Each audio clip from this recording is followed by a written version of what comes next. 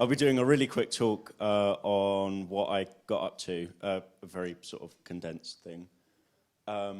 So the first thing well, not the first thing, but one of the things I worked on while I was at school was an EPQ, which I'm sure lots of you have the opportunity to do. And I made this thing called Tapas, the time-pix analysis platform at school, which, if you haven't used it, is sort of a website for analysing data from time-pix detectors and getting back particle counts and CSV files and frames of them and stuff.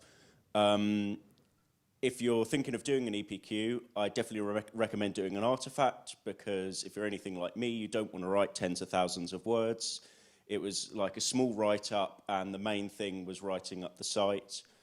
So I'm sure you can do similar thing. But basically, with the research you're doing, I'm pretty sure that you can integrate that somehow into an EPQ, so you're not just doing it as an extracurricular thing. You can actually get marks for it too. That's what I did with this. And now it's used by many schools around the UK and institutions internationally, including someone at CERN and France Aerospace institution as well, which is a bit weird, but yeah.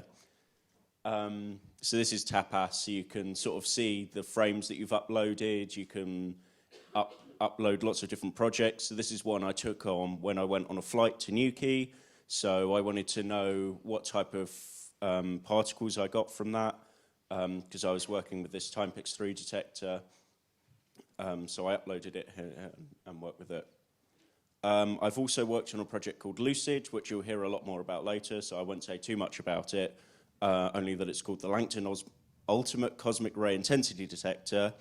It's a payload on a satellite that collected data from, well, it was launched in 2014, collected good data from around 2015 to 2017, and myself, along with a number of other people and many, many people over years, you know, it's not just things that I've done on my own, it's a massive group collaboration that's been happening for a very long time. I worked with these sort of 5 time-pix detectors on board.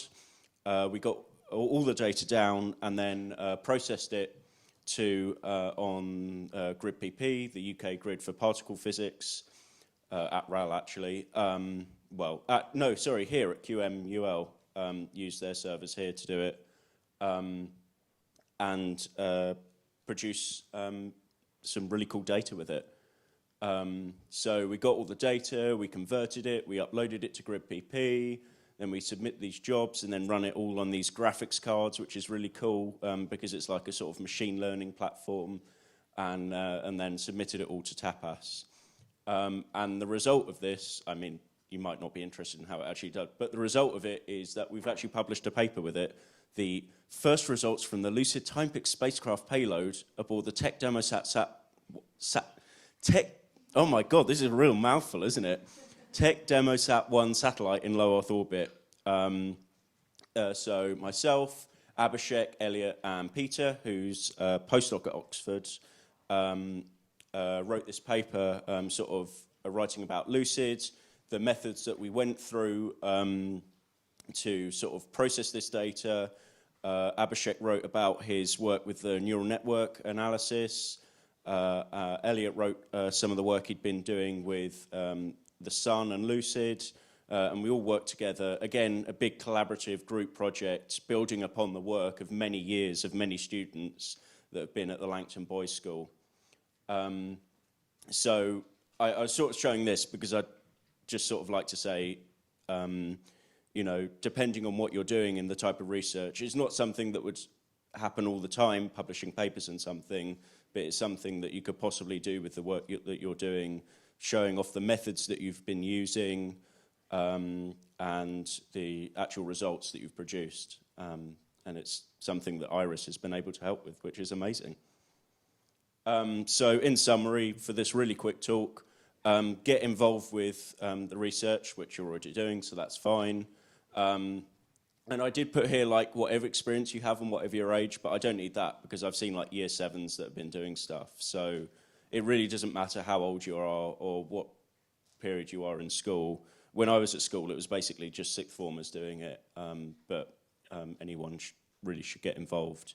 Don't be afraid to like ask questions about stuff and, you know, challenge people on what they might be doing, even if they're older than you, because just because they are doesn't mean they're right. I sort of shoehorn this into everything I do, but learning a programming language is really useful. You don't need to learn it from scratch. You know, like if you're trying to do something, go on Stack Overflow and find a possible way that could help with it. You don't have to, but it really helps with things.